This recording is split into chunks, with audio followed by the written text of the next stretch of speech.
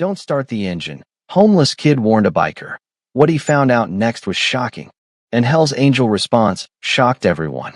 The roar of a Harley-Davidson is usually the last thing a person hears before trouble starts. But for Raymond Callahan, that sound was supposed to be his ticket home. He didn't know that a shadow was watching from the mouth of a nearby alley. A shadow in a tattered hoodie with eyes that had seen too much for a 12-year-old. While the Hells Angels were inside grabbing supplies, two men with covered faces moved like ghosts through the parking lot. One knelt by the lead bike, his hands moving with a terrifying precision, sliding something small and metallic deep under the leather seat. They were gone before the neon sign above the door could even flicker. The boy, Miguel, stood frozen. He'd lived on these streets long enough to know the difference between a mechanic and a murderer. When the heavy glass door of the convenience store swung open and the bikers stepped out, laughing and clanking in their leather armor, Miguel didn't think about the danger to himself. As the leader swung a heavy leg over the bike and reached for the ignition, Miguel sprinted. His bare feet hit the oil-stained asphalt hard. "Don't start it," he screamed, his voice cracking against the wind. "Don't start the engine. I hear it. I hear the tick-tock." What happened next would change the history of the Oakland Charter forever. But before we get into the heart of this incredible story, I want to know who is riding with us today. Drop a comment below and tell me which city and country you're watching from. We love seeing how far these stories of brotherhood and survival travel. To understand why a homeless kid would risk his life for a man most people would cross the street to avoid, you have to understand Miguel Hernandez. For Miguel, the world was a series of vibrations and sounds. When you live in the cracks of a city like Oakland, you don't look at things, you listen to them.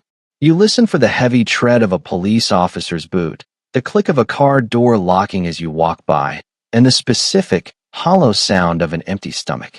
Miguel and his mother, Maria, were ghosts in a land of plenty. Maria had brought him across the border years ago, chasing a dream that had slowly turned into a daily battle for oxygen. They didn't have papers, which meant they didn't have voices. They moved from shelters to basements, always one step ahead of the shadows. That night, Miguel had been scavenging for something as simple as a discarded granola bar near the convenience store. He'd seen the Hells Angels pull up before. They were loud, they were terrifying, and they were the only people in the city who didn't look down on him. Mostly because they didn't look at him at all. To them, he was just part of the landscape. But Miguel saw them. He saw the way they moved like a pack, a brotherhood that didn't need permission to exist. He envied that. He envied the way they owned the air around them. So, when he saw those two strangers in the hoodies, men who didn't smell like grease and old leather, but like something cold and clinical, he knew the balance of the street had been tipped. He watched from behind a dumpster as they planted the device. He heard the faint, rhythmic snip-snap of wires being tucked away. And then he heard it. That sound that haunts his dreams now. Tick, tick, tick. When Raymond Callahan, the president of the local charter, felt the small, trembling hand of a barefoot boy grab his chrome handlebars, his first instinct wasn't gratitude. It was a flash of ironclad authority. You don't touch a Hells Angels bike. It's more than a machine, it's a throne. But the look in Miguel's eyes stopped the roar in Callahan's throat. It wasn't the look of a kid looking for a handout. It was the look of someone who had seen the Reaper leaning against the gas pump. "Step back, kid." One of the other bikers, a man named Marcus with arms the size of Miguel's torso, growled. "No," Miguel yelled, his voice trembling, but his feet planted. "Under the seat. I saw them. They put something under the seat, and it's talking. It's ticking." The silence that followed was heavier than the bikes themselves. Callahan looked at the boy, then at the seat of his prized Harley. He didn't dismiss him. You don't survive 3 decades in a motorcycle club by ignoring the warnings of the street. He signaled his men. "Check it," he said, his voice a low rumble. 2 bikers, Derek and a woman named Lena, who had ink running up her neck like vines, moved in. They didn't use tools. They used the cautious grace of bomb disposal experts. When Lena clicked on her flashlight and peered into the guts of the bike, her breath hitched. "Ray," she whispered. "Get back. Now." They found it. a professional-grade explosive wired to the ignition. If Callahan had turned that key, he wouldn't have just died. He would have been vaporized, along with anyone within 20 feet. The realization hit the group like a physical blow. These were men and women who lived on the edge, but this wasn't a fair fight. This was an assassination. Callahan didn't look at the bomb. He looked at Miguel. The boy was shivering now, the adrenaline leaving his small frame. He looked tiny standing next to the massive machines. Callahan knelt down, a gesture his brothers hadn't seen him make in years. He was at eye level with a kid who smelled like the street and had dirt under his fingernails. "What's your name, son?" "Miguel," the boy whispered. "Miguel," Callahan repeated, the name sounding heavy in the midnight air. "You have any idea what you just did?" Miguel shook his head. He just wanted the ticking to stop. Callahan reached into his heavy leather vest and pulled out a roll of bills. It was more money than Miguel had seen in his entire life. Hundreds of dollars. He pressed it into the boy's hand. "This is for tonight." But it isn't enough. Not even close. But as the police sirens began to wail in the distance, Callahan knew that by saving his life, Miguel had just put a target on his own back. The men who planted that bomb weren't the type to leave witnesses. They were the East Bay Riders, a ruthless gang trying to claw territory away from the Angels. And if they found out a homeless kid had ruined their masterpiece, they wouldn't just be angry. They'd be lethal. Callahan looked at his brothers. He saw the conflict in their eyes. Marcus was already looking around, scanning the shadows, his hand resting near his belt. Lena was looking at Miguel with a soft, pained expression. They knew the rules of the club. You look after your own. But was this kid their own now? "We can't leave him here," Lena said, her voice firm. "He's a witness, Ray," Marcus countered, his voice like grinding stones. "If we take him in, we're bringing the heat right to our doorstep. We give him the cash, we tell him to run. That's the street." Callahan stood up, his tall frame casting a long shadow over Miguel. He looked at the convenience store, then at the dark alleys that branched off like veins into the heart of Oakland. He knew those alleys. He knew that for a kid like Miguel, there was no place to run that the shadows wouldn't find. "He stays with us," Callahan declared. It wasn't a suggestion. It was an order. The walk to the apartment where Miguel and Maria were staying was the longest 10 minutes of Miguel's life. He led the way, with the low rumble of 5 Harleys following him like a slow-moving thunderstorm. He was terrified of what his mother would say. Maria lived in fear of the light. She wanted to stay in the dark where it was safe. Bringing a parade of bikers to their door was the opposite of safe. When they reached the dilapidated auto shop where Maria was waiting in the upstairs loft, the look on her face was pure terror. She saw the leather, the patches, the tattoos, and she immediately thought the worst. She grabbed Miguel, pulling him behind her, her Spanish coming out in a frantic, protective torrent. Callahan stepped forward, removing his sunglasses even though it was night. He showed her his hands, open and empty. "Ma'am," he said, his voice uncharacteristically soft. "Your son just saved my life. And because of that, he's in danger. I'm Raymond Callahan. And as long as I'm breathing, nothing is going to happen to your boy." Maria didn't know who the Hells Angels were in the way the newspapers did. She just saw men with scars and hard eyes. But she also saw the way Miguel was looking at Callahan, with a strange, flickering sense of awe. That first night in the safe house, an apartment the club owned above a garage, was the first time Miguel had slept on a mattress in 6 months. But he didn't sleep well. Every time a car passed, or a dog barked, he saw the face of the man kneeling by the bike. He saw the tattoo on the man's neck, a jagged black crow. The next morning, the reality of the situation began to set in. The clubhouse was in an uproar. Word had traveled fast. The East Bay Riders had tried to take out the president, and they had failed because of a street rat. That was the term Marcus used. He wasn't trying to be cruel. He was being a realist. The club was built on a code of secrecy and brotherhood. Bringing an undocumented woman and her son into the inner circle was a violation of everything they stood for. "We're not a charity, Ray," Marcus argued in the kitchen of the apartment while Maria made coffee for everyone. She was trying to be useful, trying to earn her keep, her hands shaking as she set the mugs down. The riders are going to come for him. They have to. If they let a kid slide, they look weak. We're inviting a war into our house for someone who hasn't even been patched. Lena slammed her hand on the table. He's a kid, Marcus. He did more for this club in 5 seconds than half the prospects have done in 5 years. He heard a tick that we were too loud to hear. He's got ears, he's got heart. We don't turn our backs on heart. Miguel listened from the hallway. He felt that familiar weight in his chest, the feeling of being a problem to be solved. He looked at his mother, who was staring at the floor, her shoulders hunched. They were used to being unwanted. They were used to people debating their value. But then Callahan spoke, and the room went silent. I remember what it's like to have nothing, Callahan said. He wasn't looking at Marcus or Lena. He was looking at the coffee in his mug. I remember being 17 and thinking the world was just a place designed to crush me. A man named Thomas gave me a chance. He didn't ask for my papers. He didn't ask if I was worth the trouble. He just saw a human being in the rain and opened the door. I'm opening the door. He looked up, his eyes locking onto Miguel in the hallway. You want to be a ghost, Miguel? Or you want to be someone who stands his ground? Miguel stepped out into the light of the kitchen. I'm tired of running, he said. Callahan nodded. Good. Because the East Bay Riders are already looking for you. We found one of their scouts circling the block an hour ago. They know you're here. And they're not coming to talk. The tension in the room was electric. The Hells Angels were used to being the predators, not the protectors of the vulnerable. But as Derek started checking the locks and Lena began scrolling through security feeds on her laptop, the dynamic shifted. They weren't just a motorcycle club anymore. They were a fortress.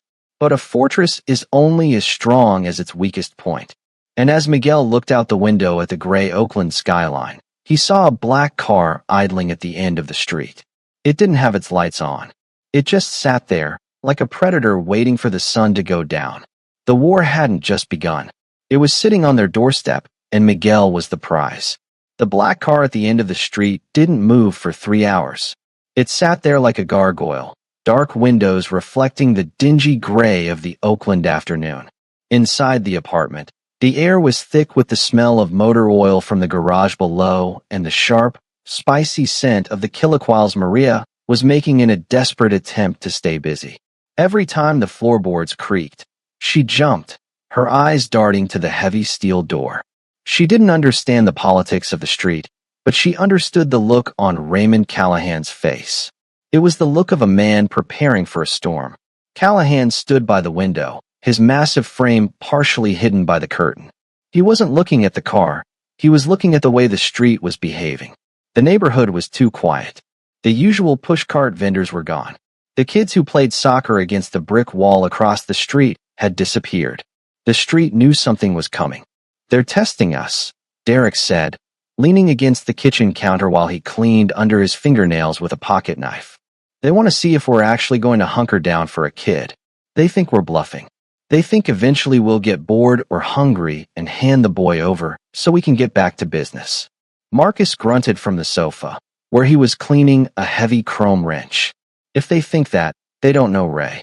But they're right about one thing. This isn't business. This is a drain. We've got 3 shops to run and a shipment coming in from Reno on Friday. We can't sit here forever playing nursemaid. We aren't playing nursemaid, Marcus. Lena snapped, her eyes never leaving the tablet screen where she was monitoring a hidden camera the club had installed near the alley. We're holding the line. If we let a gang like the East Bay Riders dictate who we protect, we might as well turn in our patches and start a knitting circle.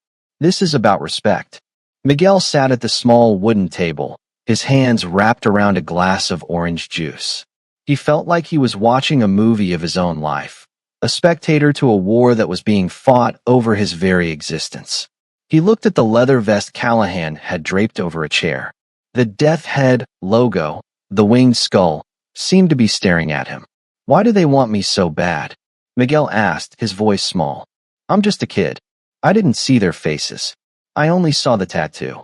Callahan turned away from the window, his eyes softening as they landed on Miguel. It's not about what you saw, Miguel. It's about what you represent. You're a witness to their failure. That bomb was supposed to be their announcement.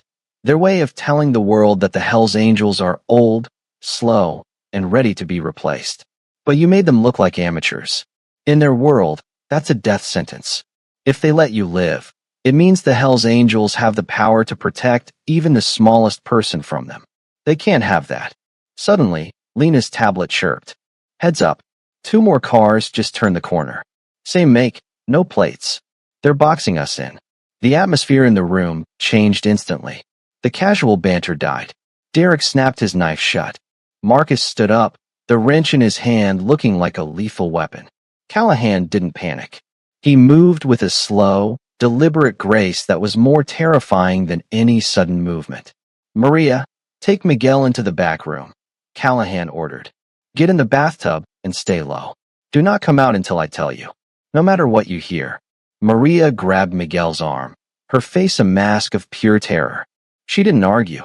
She dragged him into the small, windowless bathroom and pushed him into the cast-iron tub, covering him with her own body and a pile of thick blankets.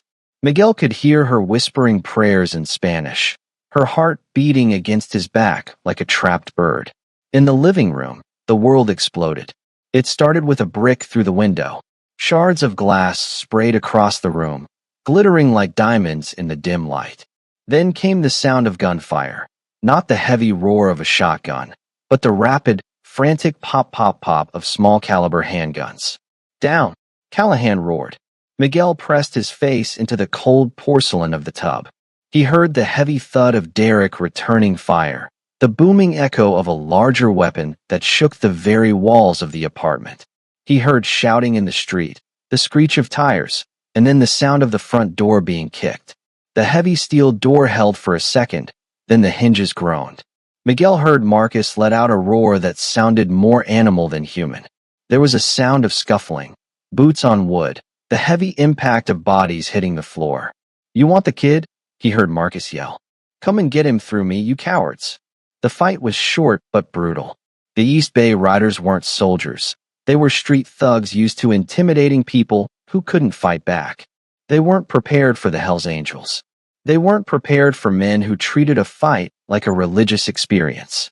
After what felt like an eternity, the gunfire stopped.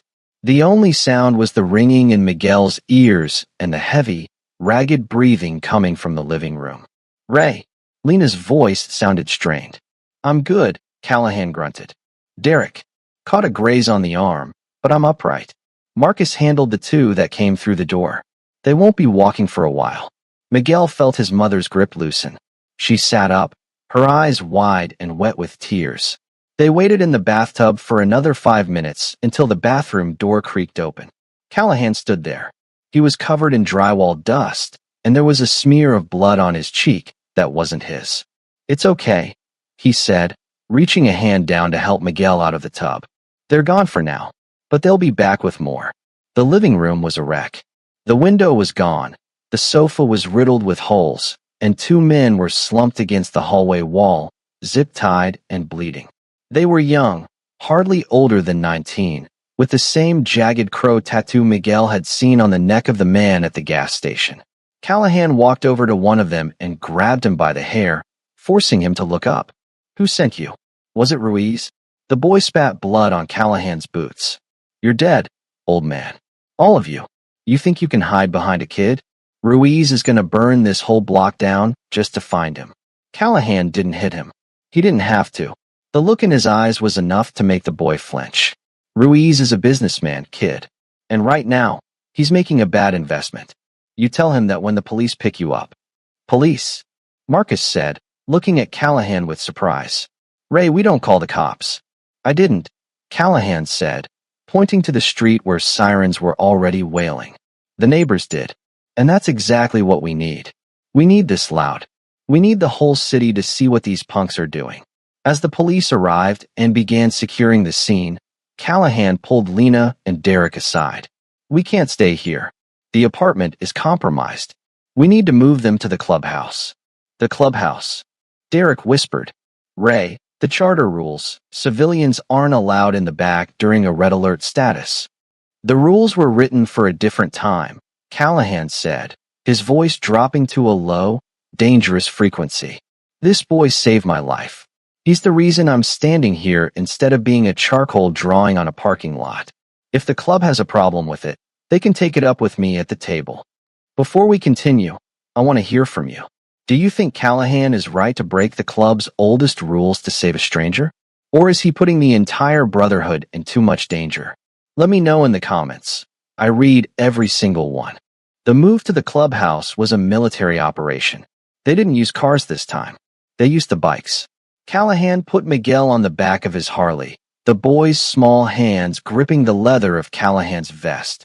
Maria was on the back of Lena's bike, her eyes closed tight as the engine roared to life. Riding on the back of a Harley through the streets of Oakland at night was unlike anything Miguel had ever experienced. The wind was a physical force, trying to push him off, but the heat from the engine and the solid presence of Callahan felt like armor. For the first time, Miguel didn't feel like a victim. He felt like he was part of something powerful. He felt the vibration of the road in his bones, a rhythmic hum that seemed to say, "You are alive, you are alive, you are alive." The clubhouse was a fortress of corrugated metal and barbed wire on the edge of the industrial district. As the heavy iron gates swung open and the bikes rolled inside, Miguel saw dozens of men and women standing in the yard. These were the rest of the angels, the ones who hadn't been at the apartment. They looked skeptical. Some looked angry. A man with a gray beard and a massive sergeant-at-arms patch stepped forward. His name was Big Pete, and he looked like he could juggle Volkswagens. "Ray," Pete said, his voice like a landslide. "What the hell are you doing? We heard the news. You brought the Riders' War to our front door for a kid who isn't even a prospect." Callahan dismounted, his boots hitting the gravel with a heavy crunch. He didn't flinch. He walked right up to Big Pete until they were chest to chest.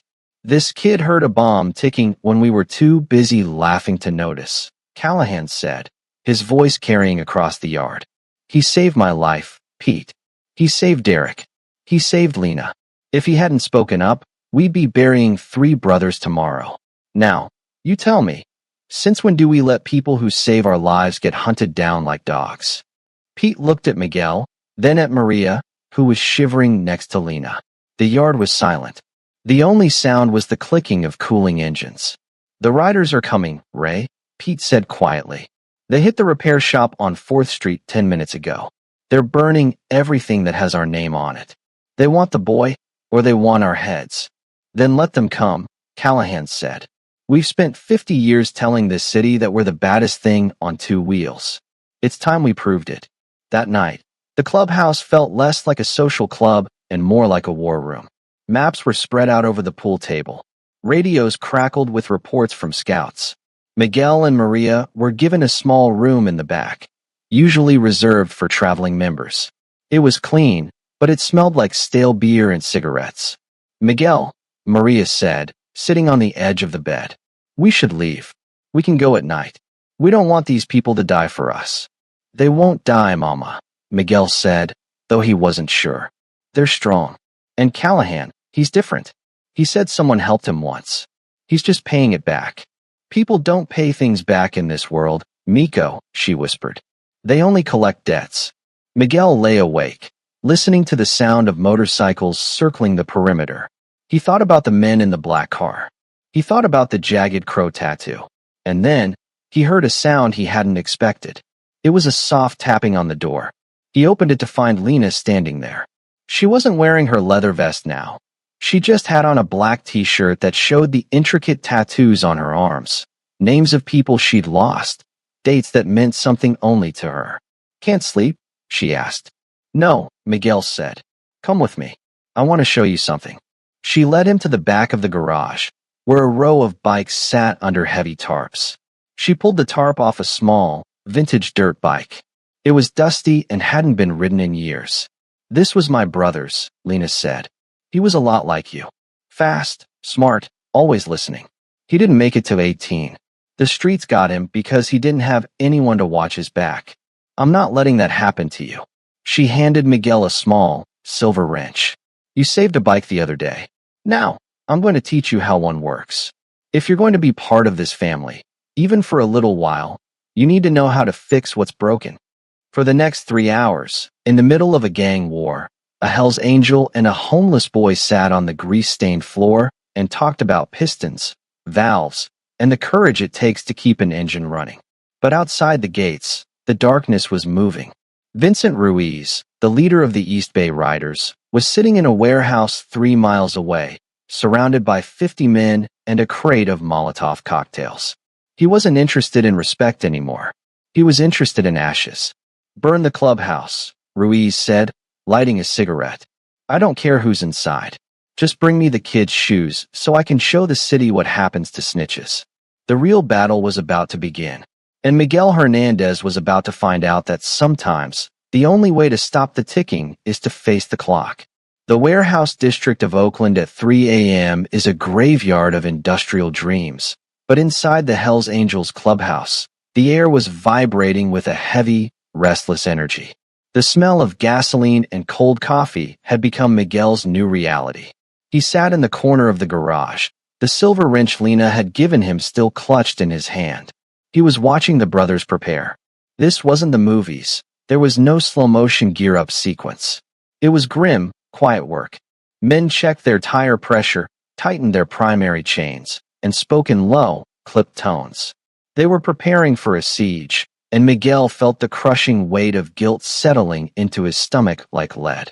He looked over at his mother, Maria. She was sitting on a crate near the back exit, her eyes red-rimmed from lack of sleep. She looked like she wanted to disappear into the shadows. Every time the heavy iron gate at the front of the property rattled in the wind, she flinched. Miguel walked over to her, his bare feet, now tucked into a pair of oversized boots Derek had found, clumping loudly on the concrete. "I'm sorry, Mama," he whispered, sitting at her feet. "I shouldn't have said anything. We could have just walked away." Maria looked at him, her hand trembling as she stroked his hair. "No, Miko. You did what your heart told you. If you had walked away and that man died, you would have carried that fire in your soul forever. I would rather be here, scared, than have a son who watches people burn." Their moment was interrupted by the heavy thud of boots. Callahan approached them, his leather vest looking battle-worn. He had a radio strapped to his belt and a grin set to his jaw. He looked at Maria, then at Miguel. "We've got scouts reporting movement 3 blocks out," Callahan said. "Ruiz isn't coming with bikes. He's coming with trucks. He's trying to play it like a paramilitary strike. He thinks he can overwhelm the gates before we can get our engines hot. Why don't you just give me to them?" Miguel asked suddenly. The words had been burning in his throat for hours. "If I go out there, they'll leave you alone. They'll leave the club alone." The garage went silent. Even Big Pete, who was loading a heavy chain into a saddlebag, stopped to look at the boy. Callahan knelt down, his shadow stretching across the floor. "Listen to me, Miguel," Callahan said, his voice like iron. "In this life, people will tell you that everything has a price.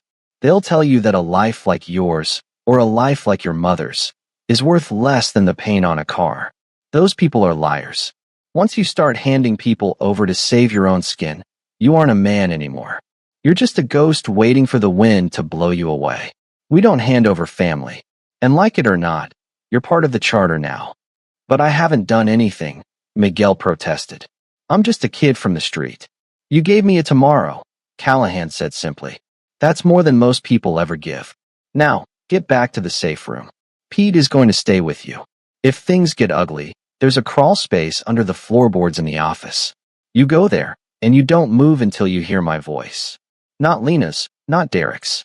Mine." Before Miguel could answer, the night was ripped apart by the sound of a shattering explosion. The front gates of the clubhouse groaned as a heavy-duty pickup truck, reinforced with a steel cowcatcher, slammed into them at 40 miles an hour. The sound of twisted metal screamed through the air. "Positions!" Big Pete roared, his voice booming over the chaos. Miguel and Maria were ushered into the small back office by Derek. "Stay down," Derek yelled over his shoulder as he drew a heavy iron pipe and headed back toward the yard. Through the small, reinforced window of the office, Miguel watched the nightmare unfold. The East Bay Riders weren't just street thugs anymore. They were a mob. Dozens of men poured through the gap in the gates, carrying bats, chains, and Molotov cocktails.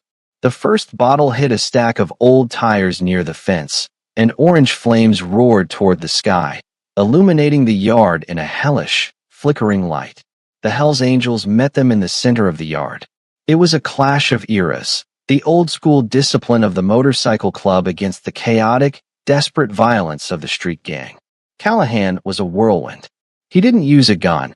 He used his hands and a heavy leather belt weighted with a steel buckle. Every move he made was calculated, a lifetime of barroom brawls and street fights distilled into a lethal dance. But there were too many of them. For every rider that went down, two more seemed to climb over the wreckage of the gate. "They're going for the bikes," Lena screamed. She was defending the garage entrance, her braid flying behind her as she fended off three men with a heavy wrench. Miguel saw him then. Vincent Ruiz. He wasn't in the thick of the fight. He was standing by the remains of the gate, lit by the fire of the burning tires. He was wearing a pristine white track jacket that looked eerily bright against the soot and smoke. He was smiling. In his hand, he held a flare gun. He pointed it at the roof of the main clubhouse, the place where Miguel and his mother were hiding. "No!" Miguel screamed, though no one could hear him. The flare arched through the air, a streak of brilliant red that landed on the dry, asphalt-shingled roof. Within seconds, a small lick of flame began to eat at the edges of the building. Inside the office, the air began to grow warm. The smell of smoke started to seep through the vents. "We have to go," Maria whispered, her eyes wide with panic. "Miko, the roof is on fire." Big Pete was at the door, his face covered in soot. "The back way is blocked. They've got a car wedged against the exit. We're trapped in the house." Miguel looked around the office. His mind was racing, the same way it had at the gas station. He wasn't looking for a weapon. He was looking for a sound. He heard the roar of the fire, the shouting in the yard, and then he heard it. A low, rhythmic thrum-thrum-thrum. It wasn't a bike. It was the ventilation system for the underground storage. The vents. Miguel pointed to a heavy iron grate on the floor. "Where does that go?" "That leads to the old sewer line," Pete said, coughing as the smoke thickened. "But it hasn't been opened in 20 years. It's bolted from the underside. I have the wrench," Miguel yelled, pulling the silver tool from his pocket. Pete didn't hesitate. He was a man of action, and right now, the boy was the only one with a plan. He slammed his massive boot into the corner of the grate, creating a small gap. Miguel dropped to his knees, his small hands working with frantic speed. The bolts were rusted, frozen by decades of grime, but Miguel didn't care about the skin peeling off his knuckles. He turned the wrench with every ounce of strength in his small body. Clank. One bolt gave way. Clank. The second one snapped. Outside, the fight had reached a fever pitch. Callahan saw the smoke rising from the clubhouse and let out a roar of pure fury. He broke through the line of riders, ignoring the blows raining down on his back, and sprinted toward the burning building. "Miguel! Maria!" he screamed. But as he reached the door, a wall of fire collapsed inward, blocking the entrance. Callahan tried to plunge through, but Derek and Marcus grabbed him, pulling him back. "It's too hot, Ray. You can't go in there." "Let me go." "They're inside." Callahan struggled. His eyes reflected the destruction of everything he had built. Back in the office, the ceiling was beginning to sag. Hot embers fell like orange snow. Big Pete shoved the grate aside, revealing a dark, narrow shaft that smelled of damp earth and old metal. "Go, both of you," Pete ordered. "What about you?" Maria cried. "I'm too big for that hole, lady. I'm going to go out the front and take as many of those bastards with me as I can. Now go." Miguel scrambled into the hole first, his boots slipping on the slick ladder rungs. Maria followed, her breath coming in ragged sobs. As they descended into the darkness, the sound of the world above began to fade, replaced by the dripping of water and the distant echo of their own heartbeats. They crawled through the narrow concrete pipe for what felt like miles. Miguel led the way, his hands feeling the cold, slimy walls. He wasn't afraid of the dark. The dark was where he had lived his whole life. The dark was safe. It was the light that brought the fire. Finally, they reached a heavy iron manhole cover. Miguel pushed, but it wouldn't budge. He pushed again, his muscles screaming. Together, Mama. On three. They pressed their shoulders against the heavy disc. 1, 2, 3. The cover shifted, sliding across the pavement with a grating shriek. Miguel scrambled out, blinking against the streetlights. They were 2 blocks away from the clubhouse, in a quiet alley behind a bakery. The air was cool and smelled of bread, a jarring contrast to the scent of burning rubber and blood they had just left behind. Miguel looked back. A massive column of black smoke was rising into the sky over the warehouse district. The clubhouse, the fortress, was up higher. We have to find them, Miguel said. No, Miko, Maria said, grabbing his arm. We have to run. This is our chance. Everyone thinks we died in that fire. We can go to the bus station. We can disappear. Miguel looked at his mother. He saw the terror in her eyes, the years of exhaustion, the weight of a life spent in hiding. He understood why she wanted to run. But then he looked down at the silver wrench still gripped in his hand. He thought of Callahan kneeling in the dirt. He thought of Lena teaching him about engines. He thought of the way they had stood between him and the fire. They didn't run for us, Mama, Miguel said, his voice quiet but steady. I'm not running for them. Before Maria could respond, the sound of a lone motorcycle echoed through the alley. It was a ragged, stumbling sound, an engine on its last legs. A single headlight cut through the darkness, swinging wildly as the bike turned into the alley. The bike skidded to a halt, toppling over as the rider lost strength. Callahan. Miguel ran forward. It wasn't Callahan. It was Derek. His leather vest was scorched, and his face was a mask of blood and soot. He looked at Miguel with wide, disbelieving eyes. You made it, Derek wheezed, clutching his side. Where's Ray? Where's Lena? Derek shook his head slowly. The riders, they regrouped. They've got them cornered at the old docks. Ruiz, he's got Callahan. He wants to make a show of it. He wants to execute the president in front of the whole city. Miguel felt a cold, sharp blade of anger cut through his fear. He looked at the fallen motorcycle. It was Lena's vintage bike, the one he had helped work on just hours before. The fuel line was leaking, and the handlebars were bent. Can it run? Miguel asked. It's shot, kid, Derek said, coughing. The timing is off, and the clutch is gone. Miguel knelt by the bike. He didn't think, he just moved. He saw the disconnected spark plug wire. He saw the crimped fuel line. He used the silver wrench to straighten the metal, his fingers moving with the precision of someone who had spent his life fixing the broken things the world had thrown away. He looked at the ignition. He didn't have a key, but he knew how wires worked. He had watched the men who planted the bomb. He had listened to the tick-tock. He stripped the wires and sparked them together. The engine coughed, sputtered, and then roared to life, a defiant scream in the quiet alley. What are you doing? Maria screamed. I'm going to the docks, Miguel said, swinging his leg over the seat. He was too small for the bike. His feet barely touched the pegs. But he felt the vibration in his bones. You'll die, Miguel. Maybe, Miguel said, looking at his mother one last time. But I won't be a ghost. He twisted the throttle, and the bike surged forward. As Miguel raced toward the docks, the wind whipping through his hair, he knew he was walking into the mouth of the lion. But he also knew something Vincent Ruiz didn't. He knew that the smallest gear can stop the biggest machine if it's placed in the right spot. And Miguel Hernandez was ready to be that gear. The docks were a labyrinth of rusted shipping containers and crane shadows.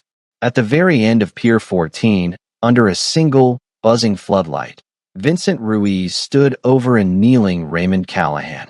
Callahan's hands were tied behind his back, but his head was up, his eyes fixed on Ruiz with a look of pure, unadulterated contempt. Any last words, Ray? Ruiz asked, pulling a chrome-plated pistol from his waistband. Something for the history books? Yeah, Callahan spat. You're late. Late for what? From the shadows of the containers, the sound of a screaming engine erupted. A small bike, trailing sparks and smoke, flew off a loading ramp and landed 10 feet from Ruiz. Ruiz spun around, his eyes wide. What the? The boy on the bike didn't stop. He headed straight for the line of gas cans the riders had lined up to burn the docks. Don't start the engine. Miguel screamed at the top of his lungs, though the engine was already roaring. But he wasn't talking to the bike. He was talking to the trap he had seen the moment he arrived. The docks were a landscape of jagged steel and rotting wood, and the air smelled of salt and impending death. Vincent Ruiz stared at the small figure on the oversized bike, his mouth hanging open in a mix of confusion and mounting rage. He had spent the last hour celebrating the destruction of the Hells Angels, convinced that the boy had perished in the inferno of the clubhouse. Seeing Miguel now, appearing like a vengeful spirit from the smoke, felt like a glitch in reality. "The kid," Ruiz hissed, his grip tightening on the chrome pistol. "How are you even breathing?" Miguel didn't answer with words. He kept the throttle pinned, the vintage engine screaming in a pitch it was never meant to sustain. He wasn't riding toward Ruiz to tackle him. He was riding toward the weak point. Beside the shipping containers sat a massive industrial generator that powered the pier's heavy cranes. The riders had tapped into their fuel line to fill their gas cans, leaving a shimmering puddle of diesel across the concrete. "Stop him!" Ruiz screamed at his men. Two riders lunged for the bike, but Miguel was too small and too fast. He leaned the bike low, the footpegs scraping sparks against the pavement. Those sparks hit the diesel puddle just as Miguel swerved away. A wall of blue and orange flame erupted between Ruiz and the kneeling Callahan, creating a temporary curtain of fire. In the chaos, Miguel skidded to a halt near Callahan. He didn't have a knife to cut the heavy zip ties, but he had something better. He reached into his pocket and pulled out the silver wrench. With a desperate, practiced motion, he jammed the thin handle of the wrench into the locking mechanism of the ties and twisted with every ounce of his weight. Snap! Callahan's hands were free. He didn't waste a second.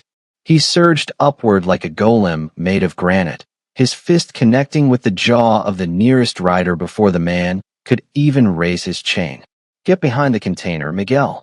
Callahan roared, grabbing a discarded iron pipe from the ground. The pier turned into a slaughterhouse of shadows.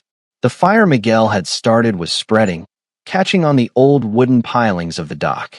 The East Bay riders were panicked, their formation broken by the sudden shift in momentum. They were used to being the ones holding the gun. They weren't used to a man like Raymond Callahan when he had nothing left to lose. But Ruiz wasn't a coward. He stepped through the smoke, his white jacket now stained with soot, and leveled his pistol at Callahan's chest. "It ends here, Ray. No more games. No more kids saving your hide." "Then pull the trigger, Vincent," Callahan said, stepping toward him, his voice dangerously calm. "But know this, every angel in the state is on their way. You didn't just burn a house tonight. You woke up the hive." Ruiz's finger tightened on the trigger. But before he could fire, a heavy, metallic thud echoed from the water behind him. A police boat, its spotlights cutting through the fog like the eyes of God, roared into view. The blue and red lights washed over the pier, illuminating the dozens of Hell's Angels who had survived the clubhouse fire and were now swarming the entrance of the docks on their bikes. The sound was unmistakable. It wasn't the sound of a few bikes, it was the sound of 100. The cavalry had arrived. "Drop the weapon," a voice boomed over a megaphone from the water. Ruiz looked at the police boat, then at the wall of leather and chrome fast approaching from the land, and then at Callahan. He knew the math. Even if he killed Callahan, he wouldn't make it off the pier alive. In a final, desperate act of spite, he didn't aim at Callahan. He swung the barrel toward the boy hiding behind the shipping container. "If I'm going down, the snitch goes with me," Ruiz snarled. Crack. The sound of the gunshot was swallowed by the roar of the incoming bikes. Miguel felt a sharp, stinging heat across his shoulder. He tumbled backward, his head hitting the steel container with a hollow ring. Darkness threatened to pull him under, but he fought it. He heard Callahan let out a sound of pure, unbridled rage, a roar that drowned out the sirens. Callahan didn't wait for the police. He tackled Ruiz, the two men crashing through a wooden railing and plummeting into the dark, churning waters of the Oakland estuary. "Ray!" Lena's voice screamed. She was the first to reach the end of the pier, jumping off her bike before it even stopped moving. She ran to Miguel, her hands fluttering over his shoulder. Miguel, talk to me. I'm okay, Miguel whispered, his voice shaking. The bullet had only grazed the meat of his shoulder, but the shock was overwhelming. Where's Callahan? He went into the water. Lena looked over the edge. The water was a black void, broken only by the churning foam where the two men had disappeared. For a long, agonizing minute, there was nothing. No movement. No sound but the distant sirens. Then, a hand gripped the edge of a floating timber. Callahan emerged, gasping for air, his face bruised and bleeding. He was alone. Where is he? Derek asked, helping pull the president back onto the pier. Callahan didn't answer immediately. He sat on the wet wood, his chest heaving. He looked at his hands, then at Miguel. He didn't come up. The current, it took him under the pilings. The silence that followed was heavy. The leader of the East Bay Riders was gone, washed away by the same tide that brought the ships into the harbor. The war was over, but the cost was etched into the faces of everyone standing on that pier. The police moved in, but the Angels stood in a solid line, a wall of leather that the officers were hesitant to push through. They weren't looking for a fight with the cops tonight. They were looking for their own. We need a medic, Lena yelled, her arm wrapped tightly around Miguel. As the paramedics loaded Miguel into the back of an ambulance, he saw his mother running down the pier. Maria had hitched a ride with one of the club's prospects, her face a mask of tears and relief. She threw herself into the ambulance, clutching Miguel so hard he winced. You're alive, she sobbed. Gracias a Dios, you're alive. Callahan walked over to the ambulance. He looked like he had been through a war because he had. He reached into his pocket and pulled out something small and silver. It was the wrench Miguel had used to save him. You drop this, Callahan said, placing it in Miguel's hand. Keep it. It's the most important tool in this city. He looked at Maria. I promised you he'd be safe. I'm sorry it got this far. Maria looked at the man who had nearly died for her son, and then at the boy who had done the same for him. She didn't see a criminal anymore. She saw a man bound by a code that was older and deeper than any law book. She reached out and touched Callahan's arm. You kept your word, Senor Callahan. That is more than most. The next few days were a blur of hospital hallways and police statements. The Oakland PD knew they couldn't tie the Angels to the dock fire without a fight, and with the East Bay Riders effectively dismantled, they were content to let the motorcycle club business stay within the club. Miguel's injury was minor, a flesh wound that would leave a scar he'd eventually wear with pride. But the club was in ruins. The clubhouse was a black skeleton of ash and twisted metal. The bikes, the history, the sanctuary, it was all gone. A week after the fire, the charter met in a vacant lot behind the charred remains of their home. There were no chairs, no pool table, just a circle of motorcycles with their headlights facing inward. Callahan stood in the center of the light. We lost everything, Callahan said, his voice carrying in the night air. But we're still standing, and we have a new debt to settle. He signaled to Derek, who drove a small, nondescript van into the center of the circle. When the back doors opened, Miguel and Maria stepped out. They looked nervous, standing in the glare of 50 high beams. The clubhouse is gone, Callahan continued. But the club is the people. And these two, they're people. Marcus, you got something to say. Marcus stepped forward. He looked at Miguel for a long time, his arms crossed over his massive chest. I said you were a liability, kid. I said you weren't worth the heat. He paused, a small, begrudging smile tugging at the corner of his mouth. I was wrong. You got more copper in your blood than most men I know. If Ray says you stay, you stay. A murmur of agreement went through the crowd. But staying isn't enough, Callahan said. Miguel, come here. Miguel walked into the center of the circle. Callahan handed him a heavy envelope. This is from the national chapter. It's enough to get you and your mom an apartment in a better part of town. Real lease. Real names. We've got a lawyer who's already filed the paperwork for your mother's residency. No more hiding in the dark. Maria gasped, her hands flying to her mouth. Why? Why would you do this? Because you're not guests anymore, Callahan said.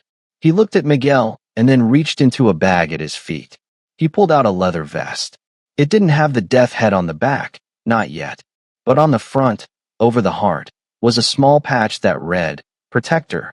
In our world, we have ranks, Callahan explained. But tonight, we're making a new one.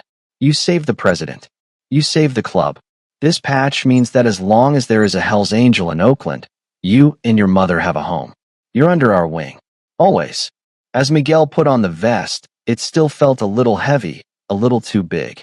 But as he looked around at the circle of brothers and sisters, he didn't feel small anymore. He didn't feel like a ghost. He felt like he finally had a heartbeat that belonged.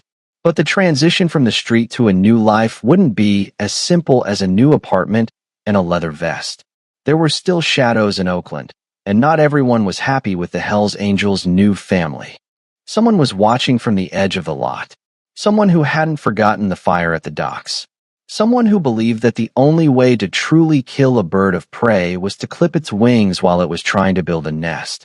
The final test was coming, and this time, it wouldn't be fought with wrenches or fire. It would be fought in the one place Miguel never thought he'd have to go back to, the truth. The transition from the concrete floor of a warehouse to a two-bedroom apartment in a quiet corner of East Oakland felt like waking up in a different dimension.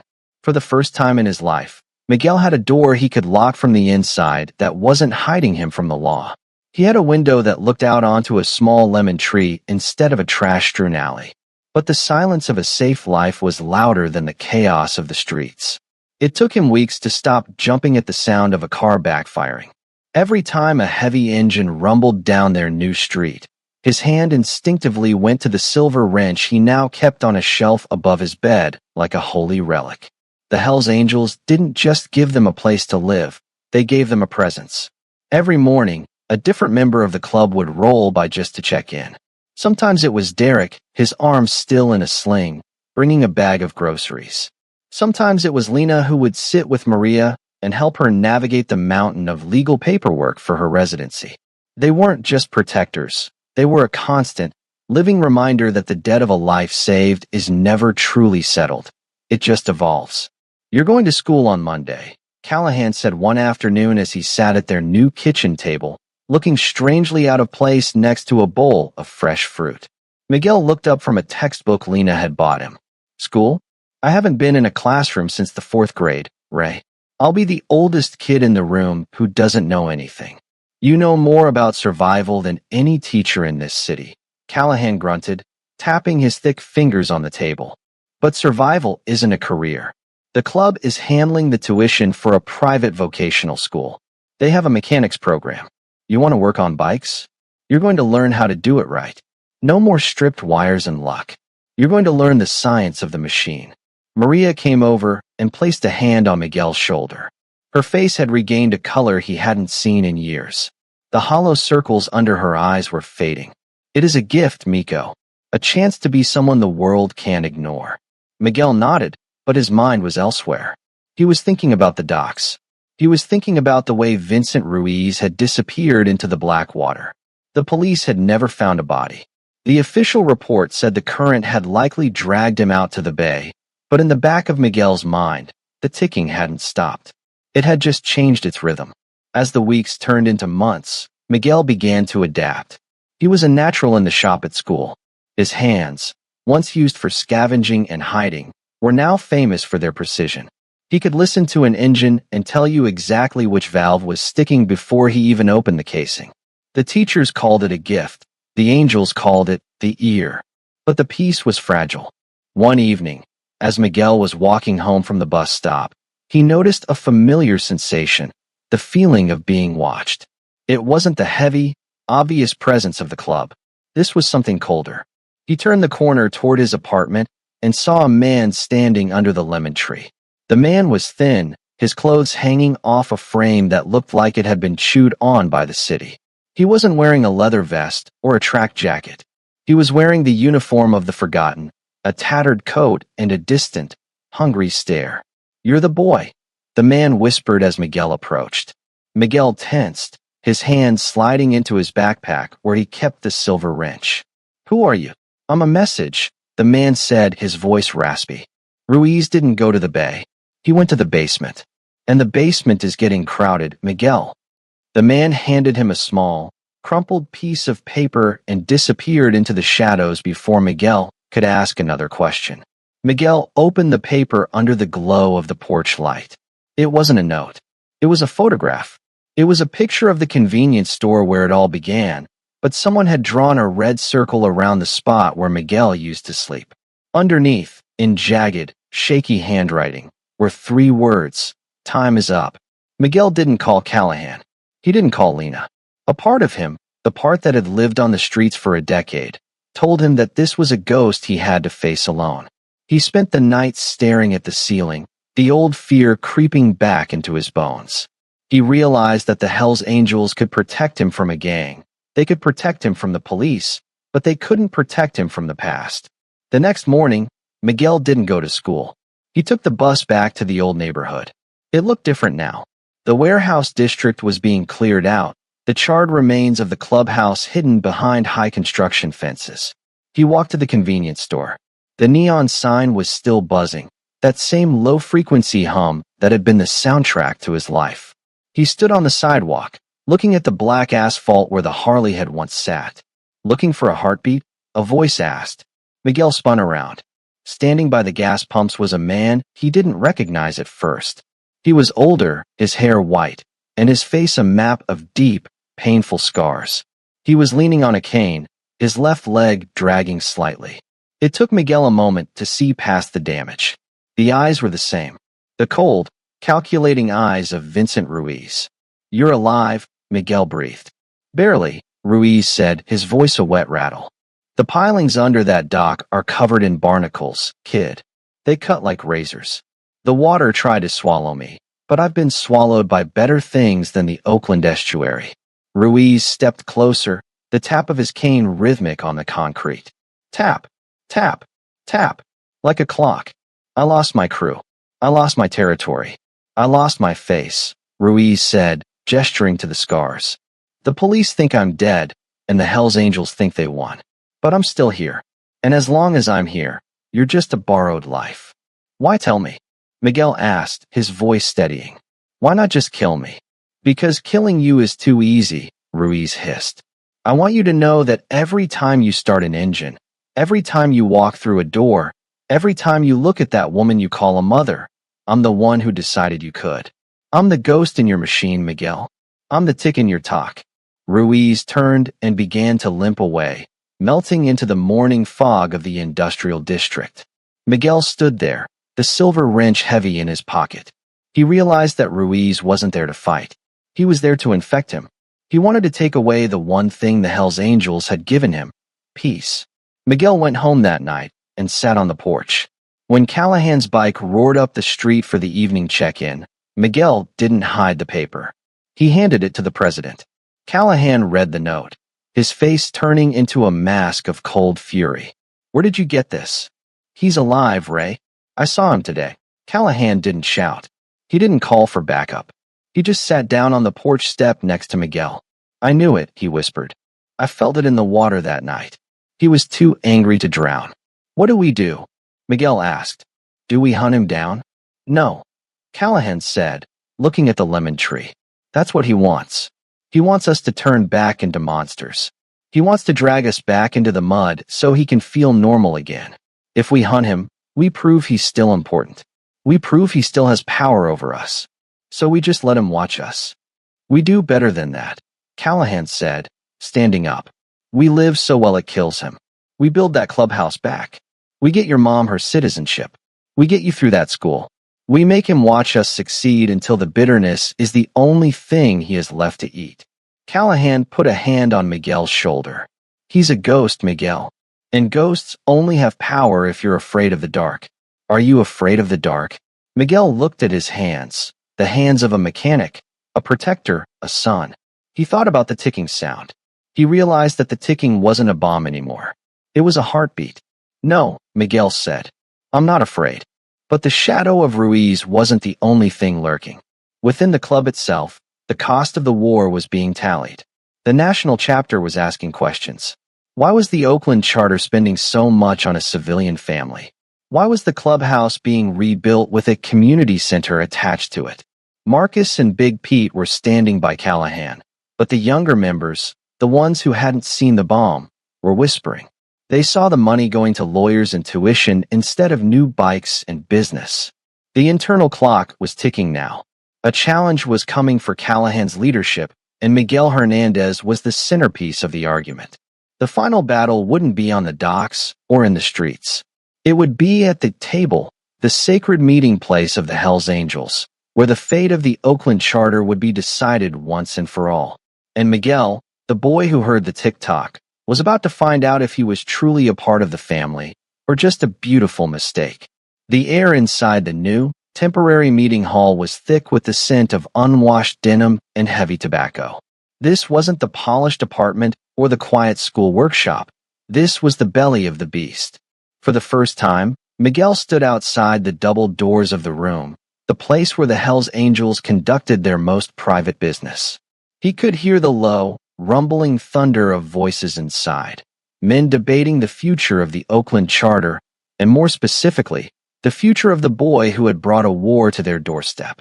Maria stood beside him, her hands clasped so tightly her knuckles were white. She shouldn't have been there, but Callahan had insisted. If they're going to talk about your life, he had said, you're going to be there to look them in the eye. The doors swung open, and the sound of the room hit Miguel like a physical wave. 50 men in leather vests sat around a massive, rough-hewn redwood table. At the head sat Raymond Callahan, his face a stoic mask. To his left was Marcus, looking grimmer than usual, and to his right sat a man Miguel didn't know, a representative from the national chapter with Nomad stitched across his chest and eyes like cold flint. The issue isn't the boy's courage, the Nomad said, his voice cutting through the room. The issue is resources. We are a motorcycle club, not a social service agency. We've spent 6 figures on legal fees, medical bills, and protection for 2 people who aren't even patched. The East Bay Riders are gone, but they took our clubhouse with them. The brothers are asking, when does the charity end?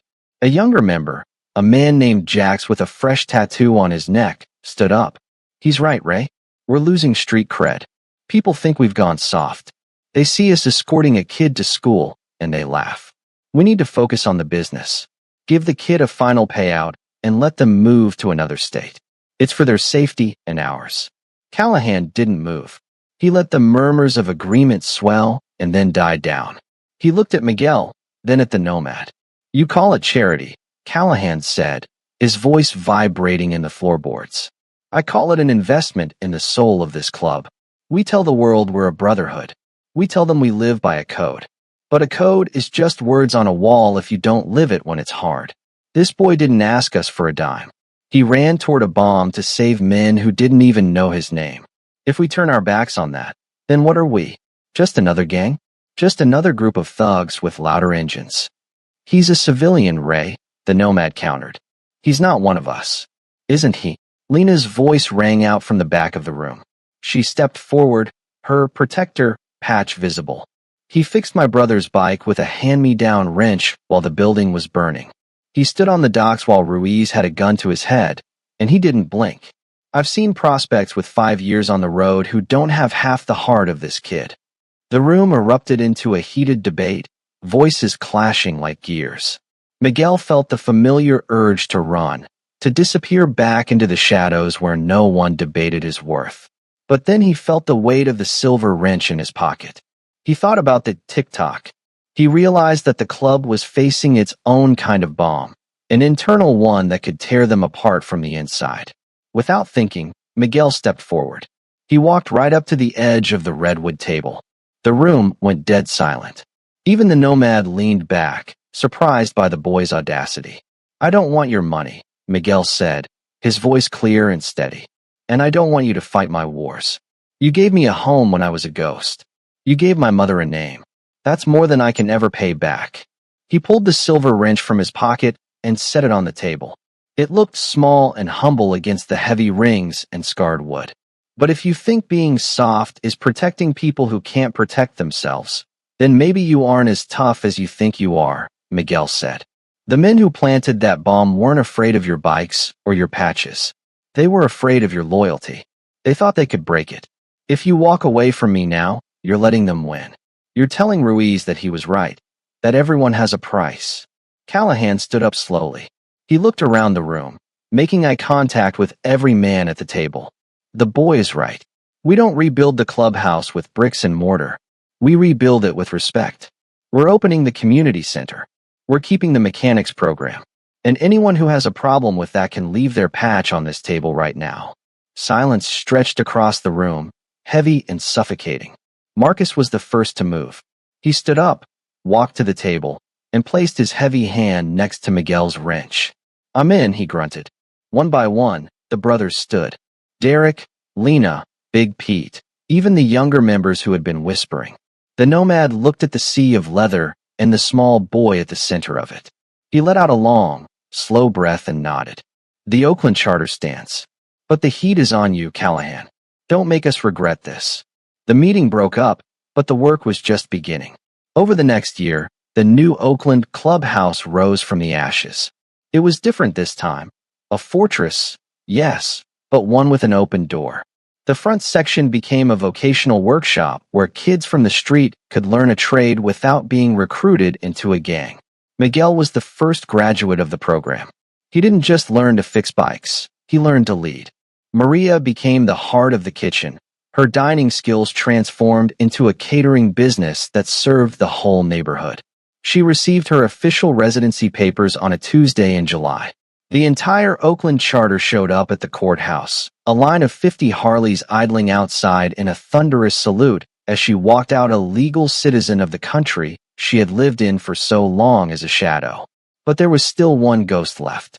On the day of the new clubhouse's grand opening, Miguel took a ride on the vintage dirt bike Lena had given him.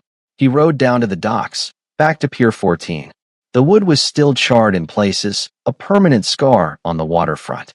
He sat on the edge of the pier, watching the sunset paint the bay in shades of bruised purple and gold. "I knew you'd come back," a voice rasped from the shadows.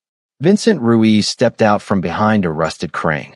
He looked worse than before, thinner, his skin a sallow gray, the scars on his face puckered and raw.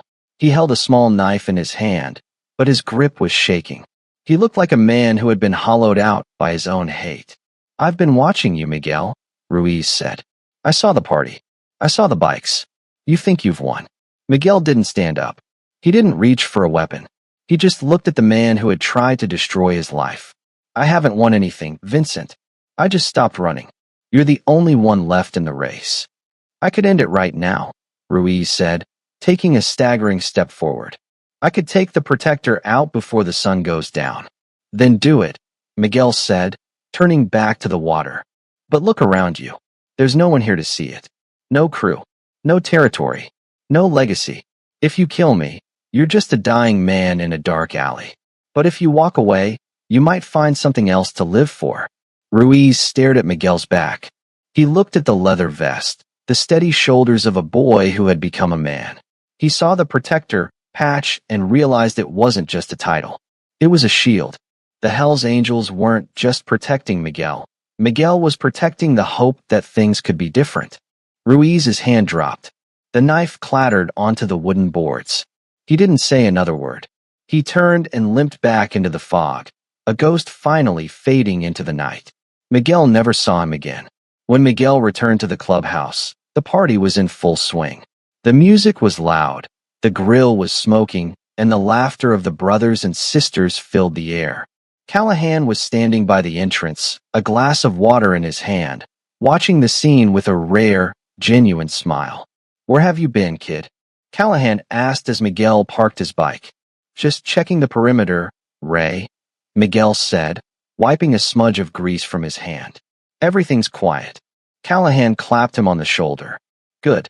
Because tomorrow we've got work to do. There's a new shipment of engines coming in, and I want you leading the teardown." Miguel looked at the clubhouse, the home that had been built on a foundation of TikTok and silver wrenches. He looked at his mother laughing with Lena, and Marcus showing a group of neighborhood kids how to change a tire. He realized that the sound he had heard all those months ago wasn't just a bomb. It was the sound of a world shifting. He reached into his pocket and felt the silver wrench. It was cold, solid, and real. I'm ready, Ray, Miguel said. As the moon rose over Oakland, the roar of 100 engines filled the night, a sound that used to mean terror, but now, for a boy named Miguel, it sounded like a lullaby. The street rat was gone. The ghost was dead. The protector was home. Thank you for staying with us through this journey.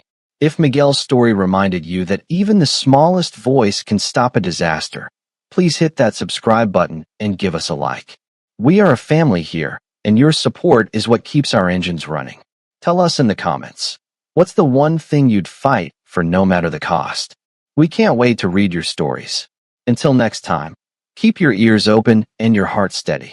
Ride safe.